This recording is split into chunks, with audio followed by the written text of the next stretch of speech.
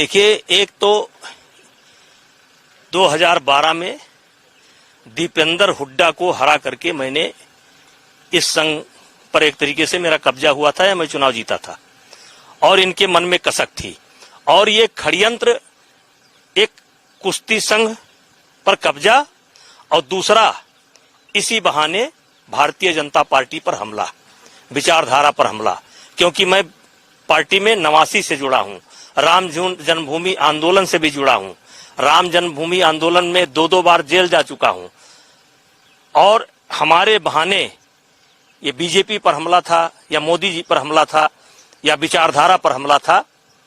और ये जो राहुल की टीम है, ये कांग्रेस की टीम है, जो ये हमेशा ये काम करती रहती है। क्या विनीश फोगाट और बजरंग पुनिया भी टीम की तरह कांग्रेस में पहले से ही थी?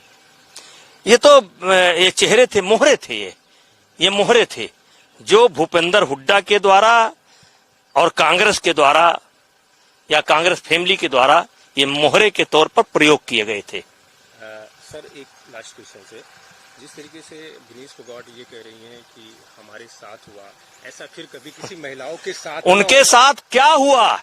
जिस दिन की घटना वो बता रही थी उस दिन मैं लखनऊ में था, तो कैसे हो गया ये तो समय आने पर पता चला। साक्षी मलिक ने ये कहा कि विनीश फोगाट और बजरंग पुनिया अब राजनीति का दामन थाम लिए, कहीं ना कहीं ये मैसेज गलत जा रहा है। आप इसको किस तरह से देखते हैं, जिस तरीके से साक्षी मलिक ने कहा? देखिए, हम उनकी बात को बहुत गंभीरता से नहीं लेते हैं और जिस तरीके से इन सब लोगों ने मिल करके एक झूठा षड्यंत्र रचा, कांग्रेस के इशारे पर रचा, जिस तरीके से 2 साल लगभग हो गए, देश की कुश्ती बर्बाद हो गई और हमारे ऊपर 2 साल में क्या बीता वो हम जानते हैं और उनके ऊपर क्या बीत रहा है वो जानते होंगे, क्योंकि सच्चाई होती तो इतनी तकलीफ ना होती, ना उनको तकलीफ होती ना हमको तकलीफ होती।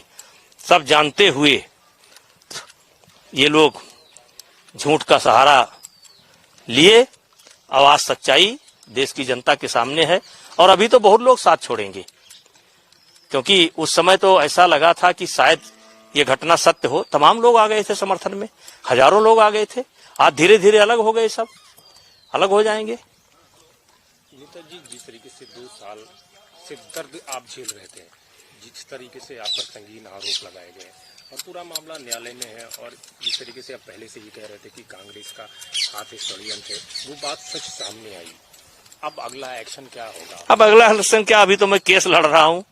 अब केस न्यायपालिका में विचाराधीन है, हो जाए तो देखा जाएगा। नेताजी, बुलडोजर की नीति को लेकर लगातार अरे चलिए सुप्रीम कोर्ट ने भी सवाल खड़ा कर दिया। अब उसमें क्या है भाई, कुछ गलती तो हुई है और गलती शासन स्तर पर नहीं हुई है, कुछ अधिकारियों की देन है। ये दिन देखना पड़ रहा है। जिस तरीके से लोगों का जो घर गिरा, क्या अब न्यायालय इस पूरे मामले को संज्ञान लेकर उन्हें कोई? अब सुप्रीम कोर्ट ने जो है संज्ञान में ले लिया है, अब इस पर टिप्पणी करना उचित नहीं है।